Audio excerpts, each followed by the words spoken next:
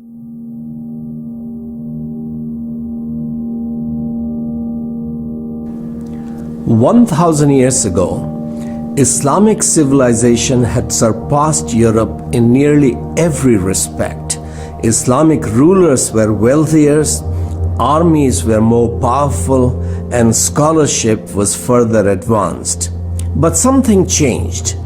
Now the Spanish world translates as many books each year as Arabs have translated in the last 1,000 years. What brought about this dramatic rise of the West? My secular professors taught that the secret was the West's discovery of human dignity during the Renaissance. That is true. But they also taught that the Renaissance humanist discovered this view of man in the Greek and Latin classics. That is a myth. The classical writers held many noble ideals, but the inherent value, dignity, and equality of each human being was not one of them.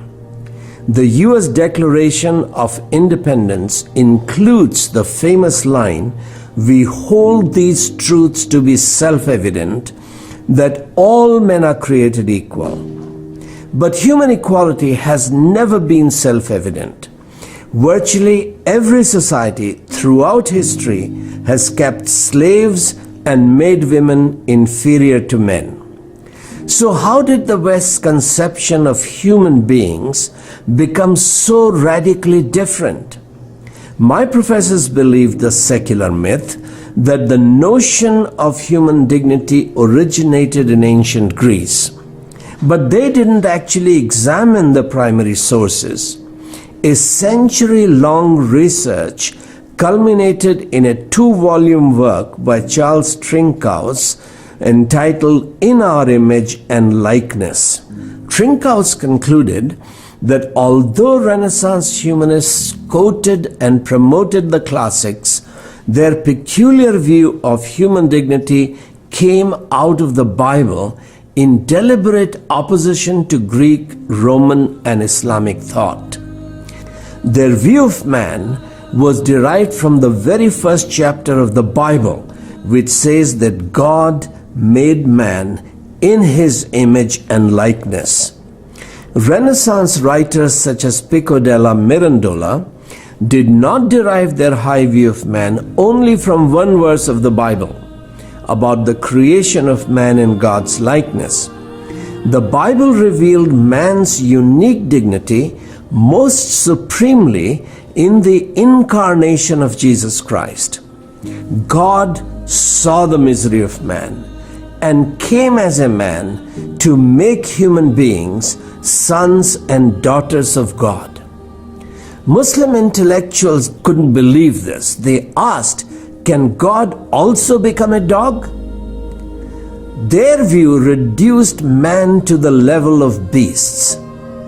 Islam's failure to appreciate the value and dignity of human beings prevented Islamic civilization from developing the full potential of its people.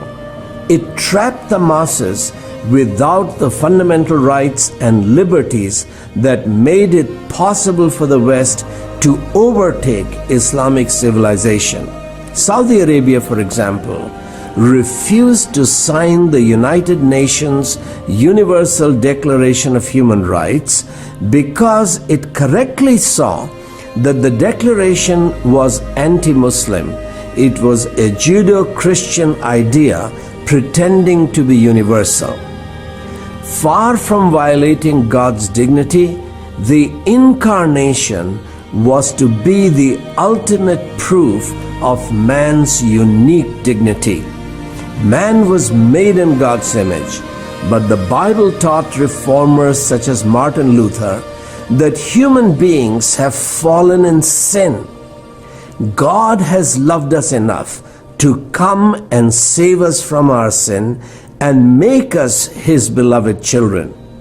God's descent means man's ascent. It confirms that human beings are unique in the created order.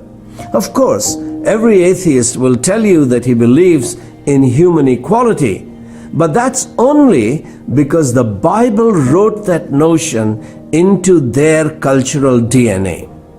If atheists were writing the Declaration of Independence, they would have to write something like, "We hold these ideas to be politically correct, that all human beings have evolved equal and are endowed by natural selection with unalienable rights."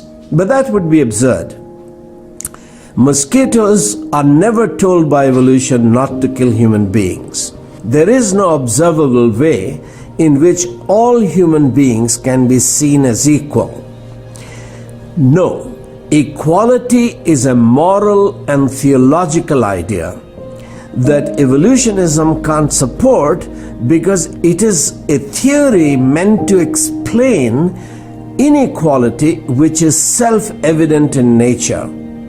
So the question is, will we reduce man to the level of beasts, or will we recover the historic basis for man's faith in man's unique dignity?